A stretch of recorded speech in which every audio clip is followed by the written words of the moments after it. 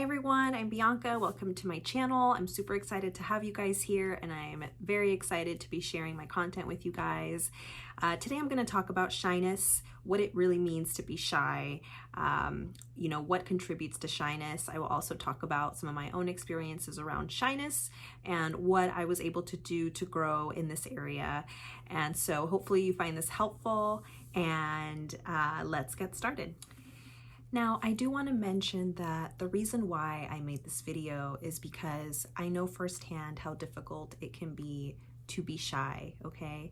And some of us are just naturally shy, and that is okay. You know, if you're watching this right now and you are shy and you're thinking, oh my God, I can't grow, I can't overcome this, I want you to know that you can, okay?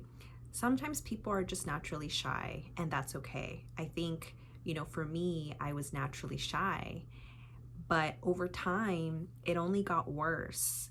And the problem with that is that it started to limit me from making friends, meeting new people, getting to know people, letting people get to know me. And so if it's something that you are also, struggling with, if this is now starting to impact your life in a big way, then I want you to know that there is some light at the end of the tunnel, and there are ways that you can manage this and get better at it. And one day you may be able to do the things that you would normally be shy to do. Okay, so let's define what shyness is. According to the American Psychological Association, shyness is the tendency to feel awkward, worried, or tense during social encounters, especially with unfamiliar people. Severely shy people may have physical symptoms like blushing, sweating, a pounding heart or upset stomach, negative feelings about themselves, worries about how others view them, and a tendency to withdraw from social interactions. Okay, so now that we've defined what shyness is, I want to talk about what contributes to shyness. And one of the contributors to shyness is a fear of rejection, okay? And this is a fear of not being accepted. This is a fear of putting yourself out there before it even happens, because you believe in your mind that you won't be accepted by that person or those people, okay? I know for me, I would never ever dare to go up to somebody and just start a conversation and make a new friend because of my fear of being rejected, of my fear that that person wouldn't accept me or want to speak to me. It was a real fear, and it really can stop you from doing the things that you would like to do. It could really stop you from being yourself. And this fear can be so intense sometimes that it will completely take over. I mean, I know for me, it would completely just take over my entire body, and I would just freeze up and I would say, no, because I'm not going to be accepted. I will be rejected. So, that fear really does feed into your shyness. Now, another thing that contributes to shyness is low self-esteem, okay? And I wish this one didn't exist. I wish this one wasn't a real one, but unfortunately it is.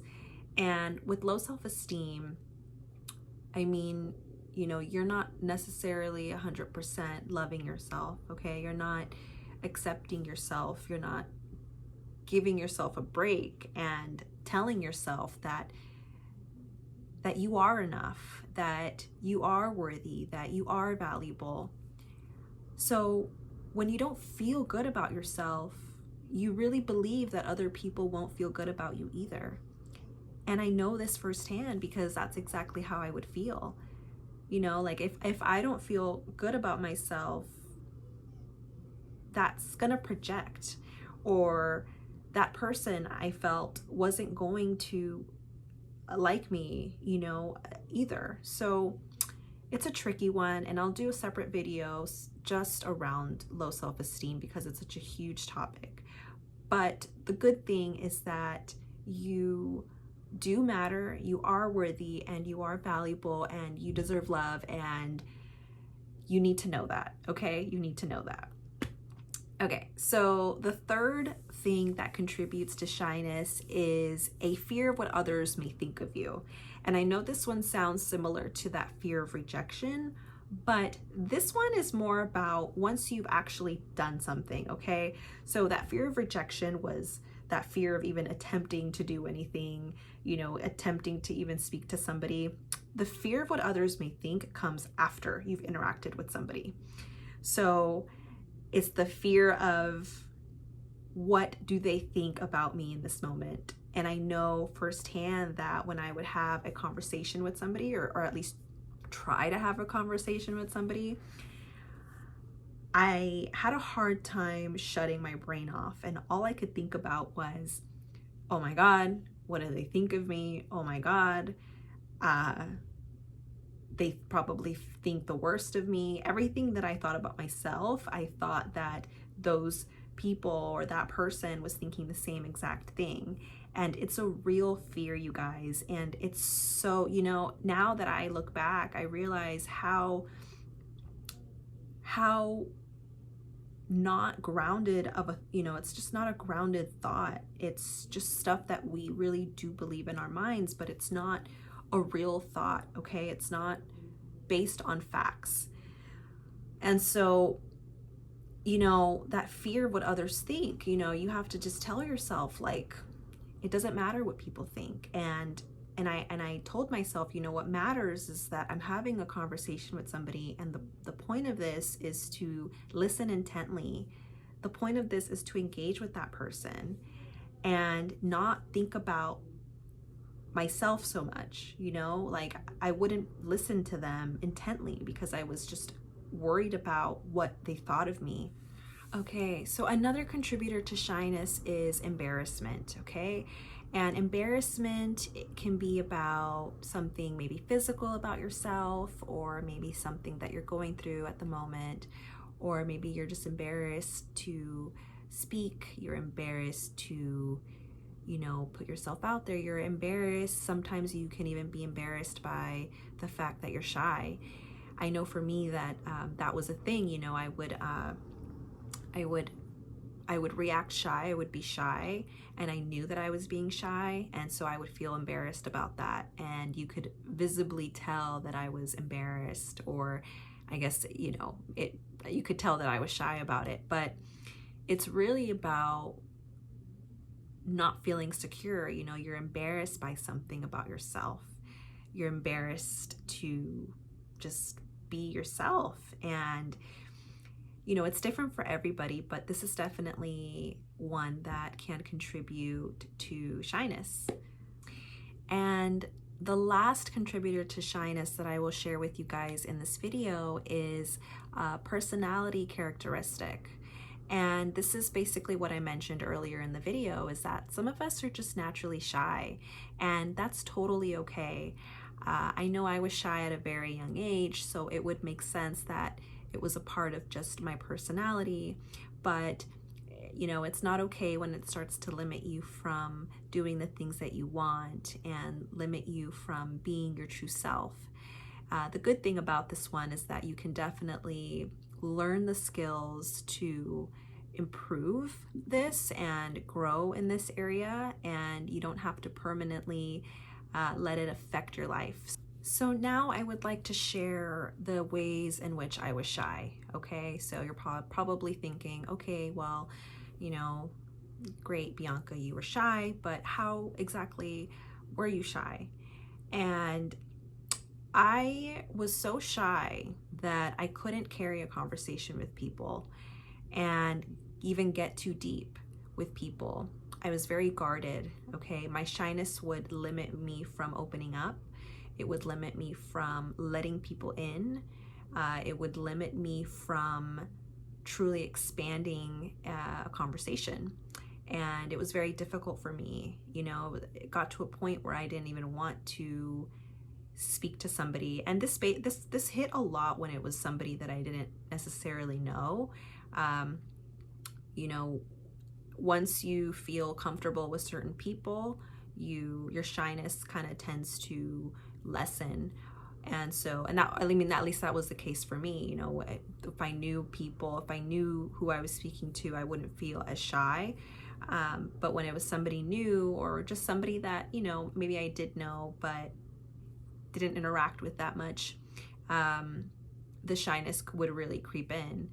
And it was very difficult, and it sucked. And I know that, you know, sometimes people would think that I was stuck up or that I wasn't interested, but that really wasn't the case at all. It was just that I was limited by my shyness. I was blocked by my shyness. And so that was, you know, one of the ways in which, you know, this specific aspect about myself really affected me. Another way in which I was shy is that I would feel, you know, that fight or flight feeling in situations. If I was speaking to somebody brand new, I would feel so embarrassed, and all I wanted to do was get as far away as possible because I was just so embarrassed by my shyness. And I think I mentioned this earlier. I was just embarrassed about the fact that I was shy. And, you know, with that came, of course, the mental conflict and the body language. It all comes together. This was another way I was super embarrassed. I would just want to run as fast as I could, and you could probably tell, you know, if I was ever feeling that way in a situation which I was speaking to you, I'm really sorry, but I was not comfortable. Likely I was just not comfortable. In addition to that, another way in which I was shy, you know, another contributor of mine that fed into my shyness was that I would believe that people could see right through me in situations. And it was crazy because if I was just talking to somebody, I would automatically think that they knew that I was shy, that I was embarrassed, that I was feeling afraid. And it was really hard to manage that because, like I mentioned earlier, those fears really take over and they become visible. You know, I was afraid of being judged. I was afraid that that person would be able to completely tell that I was shy, that would, or at least judge me because I was shy, that person would just be able to know right off the bat that I was shy. And I think this maybe came from other people, you know, always pointing out that I was quiet in situations. I was always the quiet one, and it would always be, you know, kind of like, oh, you know, does she talk? Oh, you know, do you ever say anything? Oh, you know, like, it was just always pointed out that I was quiet. And I think I felt that people were judging me. So this fear carried through, and I felt like, oh gosh, in any situation, I'm just going to be judged. Okay, so now that I've shared a few of the ways in which I was shy, or the few of the contributors that I had that really affected my shyness, I now want to share how I was able to really get through this and grow in this area, okay? I do want to share the ways that, or the things that I did to help me overcome this in a much bigger way. Okay, so one of the things that I did was I changed my mentality, okay? And when you are shy, you know that mindset is such a big part of this, okay? The way that you think about situations, the way that you think about yourself, the way that you think about, you know, other people, it plays such a huge role in your shyness. So being able to learn skills that were able to help me think about things in a much different way was such an eye-opener and just so impactful for me. And I did this by reading books, and I'll do a separate video about those books that really helped me and why I recommend those books. But being able to change my thought process and not continue the same thought patterns really did a lot for me. One of the things that I did, this is just a practice that I actually created, but it was a part of me being able to shift my thought process. And one of the things that I did was I created something called mental notes, okay?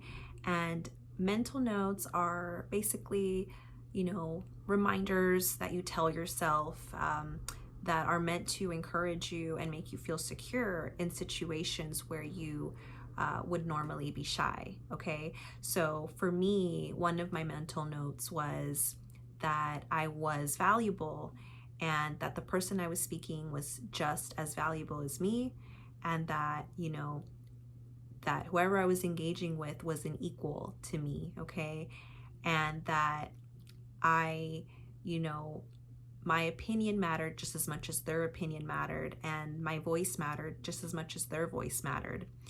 And I would tell myself this, and I would also tell myself that, it's not that big of a deal. I would lighten it up by telling myself that, it's not that serious.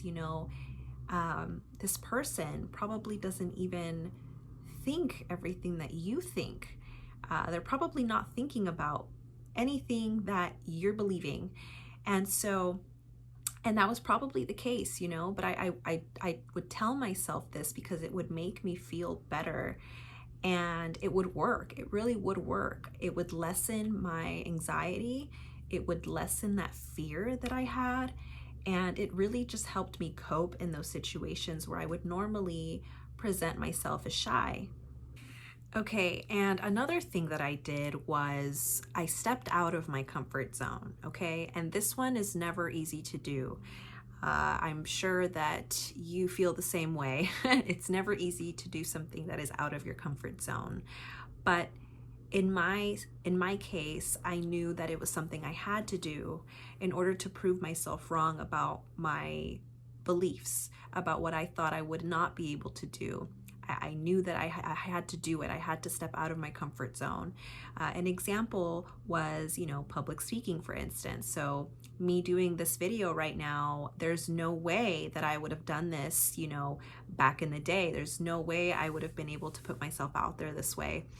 But I did the uncomfortable thing and did it. And now that fear I had about putting myself out there and speaking publicly has lessened, okay? And the same goes for, like in my professional world, public speaking was almost a requirement, naturally it was just something that I had to do.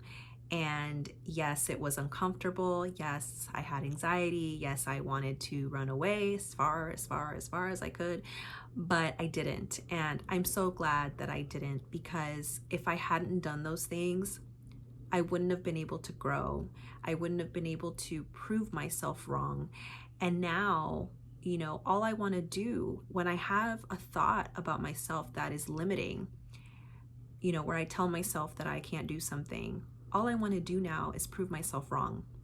And it's so powerful what you can do to get rid of that thought, of that limitation. So I am such a huge encourager of doing things out of your comfort zone. I promise that it gets better once you do it. I'm not saying it gets 100% better, but it definitely helps overcome, that fear of not being able to do something. It's just, yeah. So I'm all for it. I'm all for stepping out of your comfort zone. Okay, and the last thing that I did was I worked on my self-esteem, okay? And again, I did this by reading books, but I also did this by focusing on my positive qualities. And we all have positive qualities. We have negative ones, but we also have positive ones. And I realized that it was just so much easier to always focus on, my negative qualities. And I just thought, why not put a little bit more light onto my positive qualities? So that's what I did. I sat down one night and I reflected, and I wrote down all the things that I thought were positive about me, including maybe something that others, have said about me. If they ever gave me a compliment, I would write that down. And I put it on my nightstand, whatever it's going to take. But I would just keep reminding myself that there was also good in me, it wasn't necessarily all bad. It wasn't bad. There was also positive qualities about me. And it was just a way of me being able to affirm that about myself. And, it's not about being conceited or being, full of yourself. It's about you just owing it to yourself.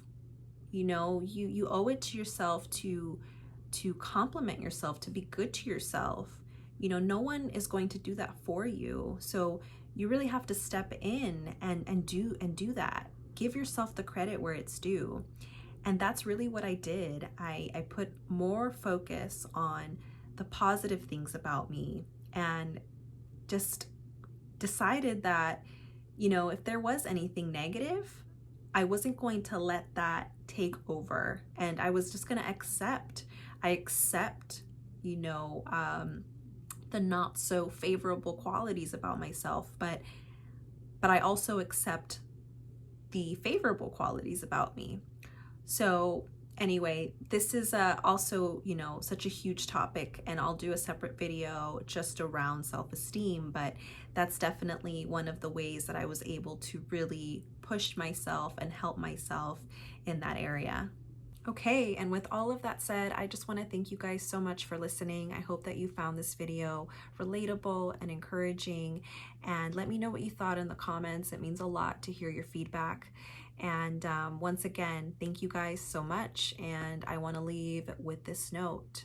Be good to yourself always. Please take care, and we will chat later.